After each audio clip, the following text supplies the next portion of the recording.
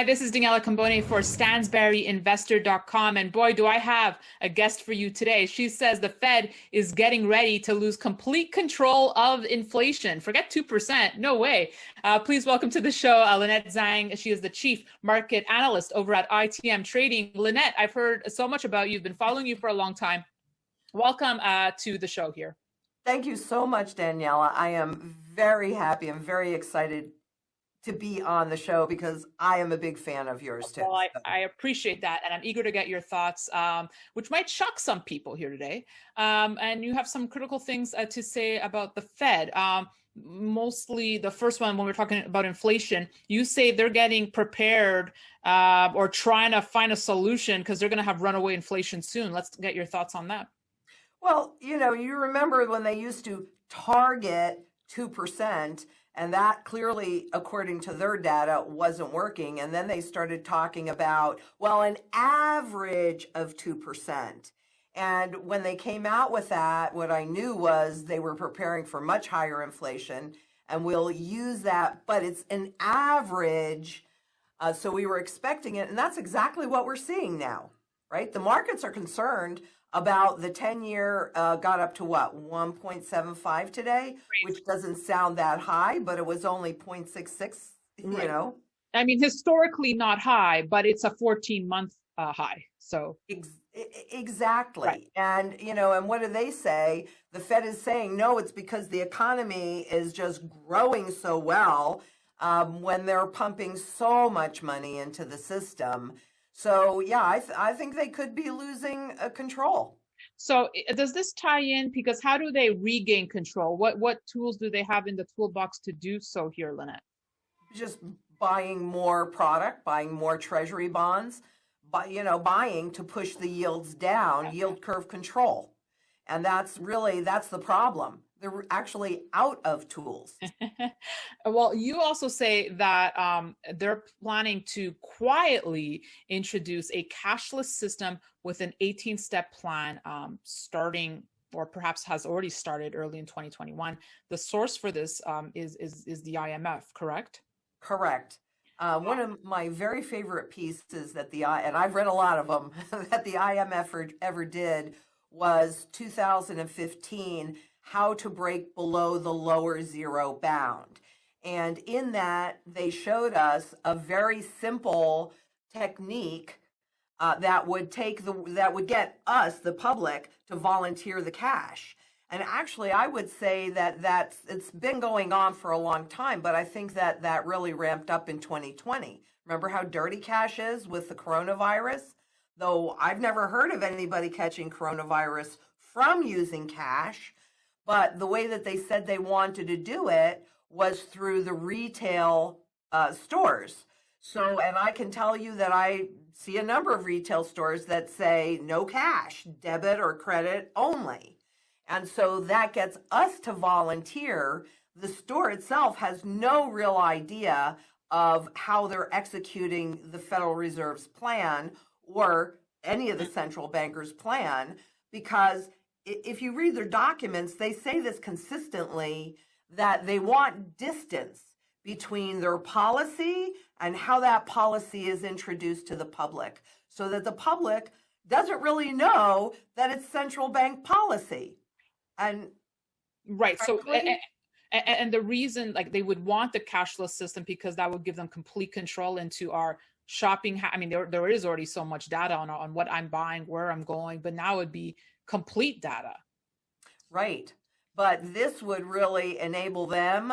Here's the problem for the central banks. Typically, when they create a policy and they use the commercial banks to execute that policy, it takes about 18 months to run through the system to see if their policy worked or not. But if we're on a completely cashless electronic system, they have basically instant real-time data. Are we spending enough? Right? Because we're a consumer-driven economy. So the consumer has to spend. And if we're not spending enough, if we're trying to save because maybe we're not comfortable with our income coming in, we're uncertain. These days, there are a lot of people that are uncertain about their future income. So we see the savings rates go up. but then they're not out there spending.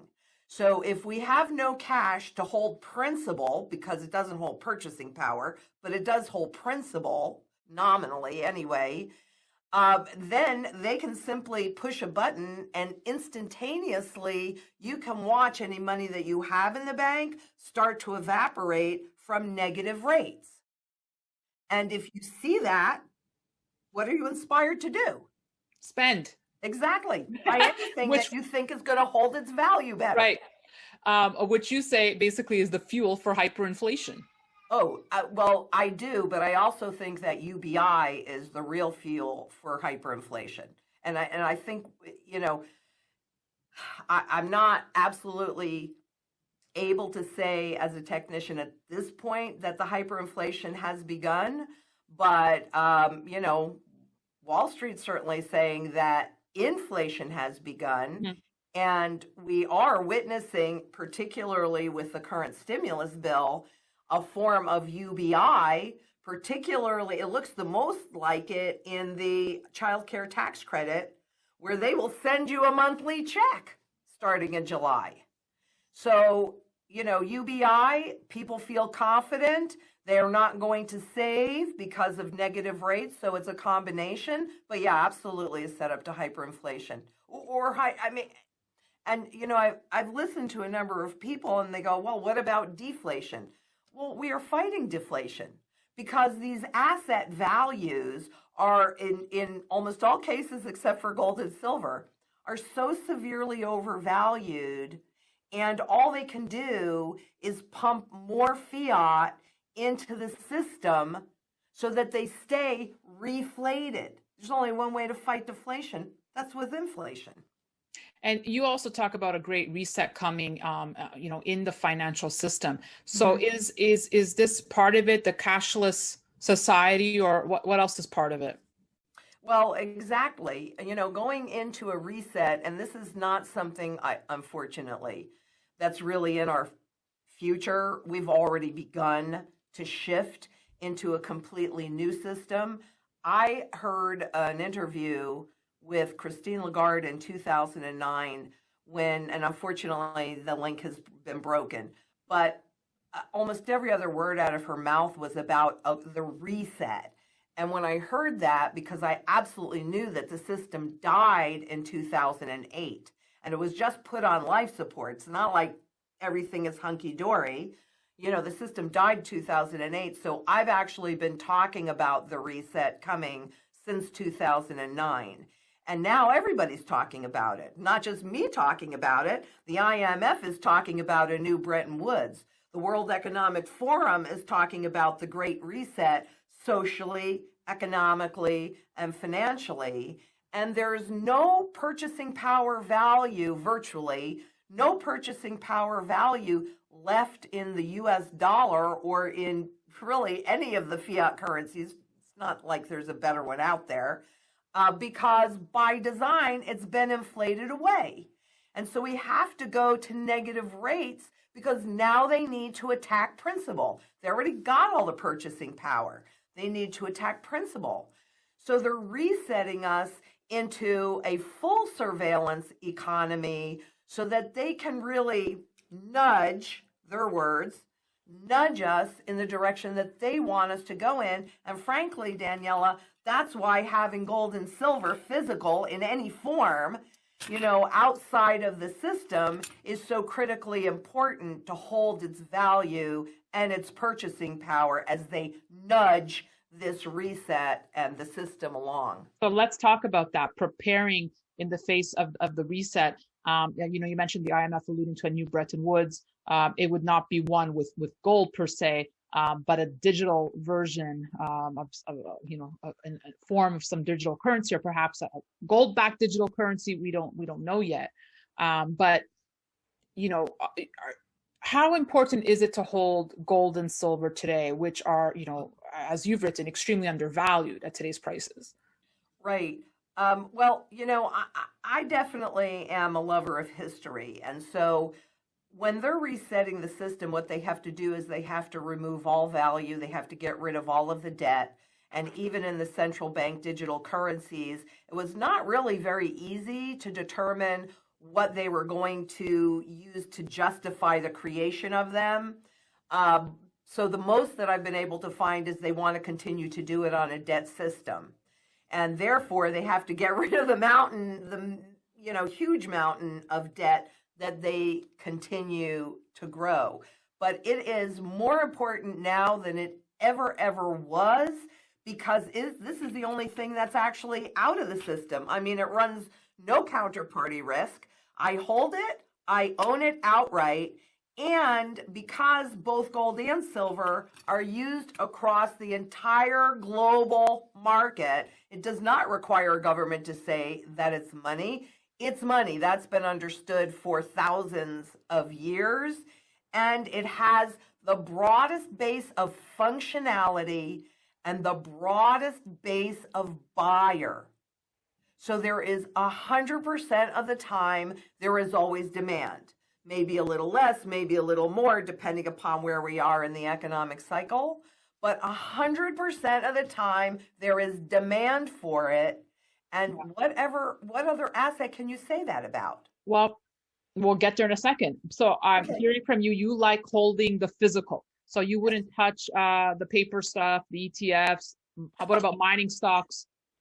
It's not gold or silver, right? The ETFs are a trust, and the change in the SLV that they made recently because of what happened last June, July, which was, a lot of people were rushing into the silver complex and the gold complex, actually. That hasn't really stopped. But SLV is unable to create baskets out of physical silver because supply is so tight. And they had to change their prospectus to reflect that.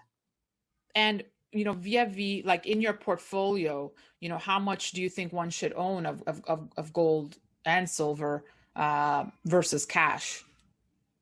Oh, well, that depends on your personal circumstance. So, for example, I can speak, to myself, and you should know too. I've been doing this on some level since I was about 10 years old in all different areas. So, and I'm 66, so I've seen and lived through a lot of history, including a monetary regime shift. So that definitely does color my view. For me personally, I think that everybody needs to be absolutely as independent and self-sufficient as possible. So I have my mantra: food, water, energy security, barterability, which for me is silver, wealth preservation, which for me is gold, community, and shelter. Because no matter what's happening in the economy, these are the things that we need to sustain a reasonable standard of living. So I make sure that all of that is covered. And then what am I going to do? Buy stocks, buy things that run counterparty risk when I am 3 gazillion% certain that we are already walking through a reset. So, I'm all in. I'm all in, but I have a higher level of comfort than most. Yeah. And I get that and respect that. What role do the cryptos play for you? What's your view on Bitcoin, which many refer to as a new gold, but better? Well, they would like that to be, but tell me where its functionality is outside of the system. Mm-hmm. And right now, I want to be outside the system. And a lot of clients at ITM, they have Bitcoin, but that for me is more speculative. I've been watching it since 2009, came out in January of 2009. I've read the 1996 NSA paper on how to create cryptocurrencies. So this is not really a surprise. My opinion is that these were created to get us used to this digital system. And so I would imagine that at some point I will go into it myself, but I'm going to wait and see what happens until the dust settles, because I know that gold has a proven track record. Cryptocurrencies do not have a proven track record yet, and we aren't in the worst of it yet. So you're echoing the thoughts of many people when we are looking at this gold versus Bitcoin debate. So, I'm assuming here, because you're holding gold as a wealth preservation and long term, that you don't get bothered by the day-to-day price movements. For one thing, and I find this really interesting. Yeah. When people look at Wall Street and says, "Oh, silver's worth $26 an ounce and gold is worth, whatever." What they're really looking at is a paper contract that does not reflect a true supply demand market. It reflects a trading market. So there is a huge disconnect that we really saw unfolding. Oh, I saw it in 2008, and then we saw it again in March of 2020 between the physical markets, of which there is a finite amount, and the paper markets from the bullion banks, which are an infinite amount. They never change behavior. They simply change the accounting rules.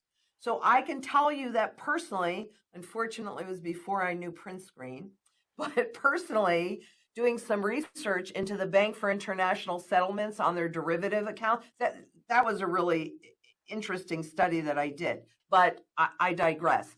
But in there, and I saw it myself, so it's not hearsay, they had for every one physical ounce of gold,